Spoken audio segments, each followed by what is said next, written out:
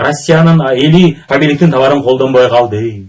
Ал масс маркет деп коет. Масс маркетке ылайык. Масс маркет деген бул массалык маркет. Товардын баасы эч убакта сапатына жараша боло бербейт. Ал экономикалык көрсөткүчтөргө да жараша болот. Демек ал базар кичинекей базарга акыркы келгендер келип уткуруп коет.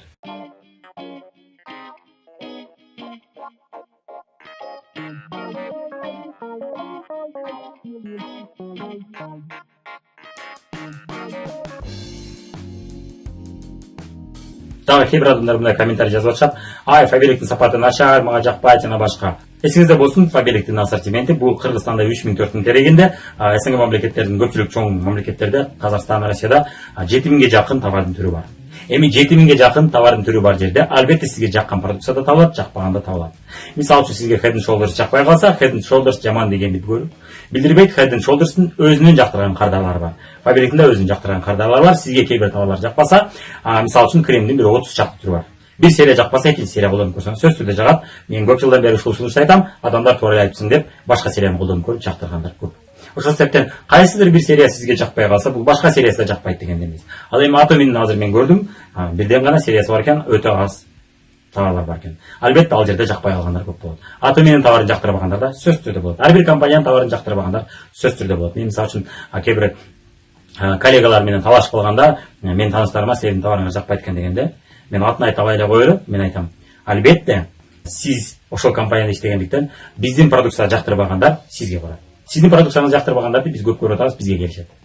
Ошондой, ошол себептен ар бир компаниянын продукциясын жактырбагандар сөз түрдө болот. Жана бир нерсе айтып кетчү нерсе, жанагы Азамат деген лидер айтып атат, өзүнүн бир голосовойлордун биринде айтып атат. Россиянын эли Фаберликтин товарын колдонбой калды. Atomi Сингапурда бар, Кытайда бар, ооба туура. Юго-Восточный Азиянын көбүндө Atomi күчтүү иштеп атат. Буга мен кошулам. Азыркы учурда бинарлардын көбү башында күчтүү чыгат да кийин басаңдап кетет. Atomi'нин кийин обороту басаңдап кетиши да мүмкүн. Аны убакыт көрсөтөт. Бирок ал ошол мамлекеттердин эли үчүн товардын баасы жакшы эле экен. Бирок Кыргызстан, СНГ мамлекеттери үчүн бул өтө жогорку баадагы Кореянын айрыгын алып аткансып кымбат баада товарлар экен. Бирок дайым эсиңизде болсун, товардын мен айтып кеттим, товардын баасы эч убакта сапатына жараша боло бербейт. Ал экономикалык көрсөткүчтөргө да жараша болот. Эгерде андай болбосо, анда iPhone дүйнөнүн эң мыкты телефону Кытайда чыкмаган эмес. Эмнеге iPhone арзаныраак болсун деп Кытайда чыгарып атат. Эгерде андай болбосо, Кытайдын арзан, орточо сапаттуу товарлары дүйнөнү баспайт эле. Анда Америка, Европанын товары басып турат эле. Демек көрүп атасыздар, арзан товар же орточо баадагы товарлардын аларманы көп. Ал масс маркет деп коет. Масс маркетке ылайык. Масс маркет деген бул массалык маркет, массалык базар.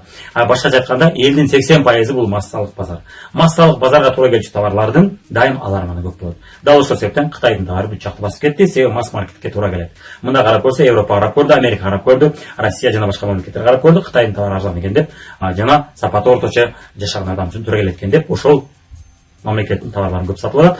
Туркиянын деле кийиндери ошондой масс маркеттин товары ылайык. Биздин мамлекеттерде бирок жакшы, орточо, жогорку сапаттагы товарларга кирет. Ошон үчүн биз Туркиянын товарын жакшы алабыз. Ал эми Европанын товарын ала албайбыз. Эмнеге? Баасы кымбат. Сапаты мыктыраак болсо дагы баасы кымбат. Ал товарлардын аларманы аз болот. Албетте бул байлар болот. Бирок бизнес кылганда сиз эмнени карашыңыз керек? Биз сетевой бизнес кылабыз. Сетевой бизнесте биздин артыбыздан келген адамдар акча таба алат эртең келечекте. 5 жылдан, 10 жылдан келген адамдар акча таба алат. Эгерде сиз жасаган бизнестин аларманы аз болсо, бизнеси кичине, базары кичинекей болот. Базары кичинекей болсо, бизнес кичинекей болот. Демек ал базар кичинекей базарга акыркы келгендер келип уткуруп коет. Эмнеге? Базар таба албайт. Ал эми биздин учурда базар чоң болгондуктан акыркы келген адамдар уткурбайт. Эмнеге дегенде, базары чоң. Ар бир адам өзүнүн базарын табат. Себеби дегенде өтө чоң базар жана ал базар улам-улам чоңоюп көбөйүүдө. Башкача айтканда, мисалы үчүн байлардын саны 100 000 болсо, орточо жашагандардын саны 5 миллион болсо, 5 миллион адам бирден төлөгөндө бул деген 10 миллион. 100 000 адам бирден төлөгөндө бул 200 000.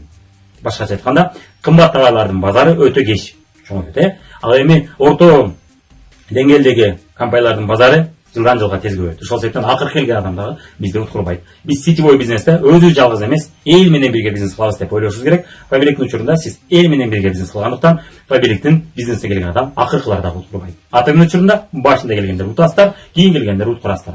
Бирок сиз эгерде өзүңүздү гана ойлосоңуз, менин артыман келгендер утулса утула берсин десеңиз, Atomi сизге туура келе берет. Бара бериңиз. Бирок сиз менин артыман келгендерде утулбасын, 10 жыл, 20 жылдагы мага бул бизнес акча алып келип турсун десеңиз, анда сизге Фаберлик көрүп туура келет.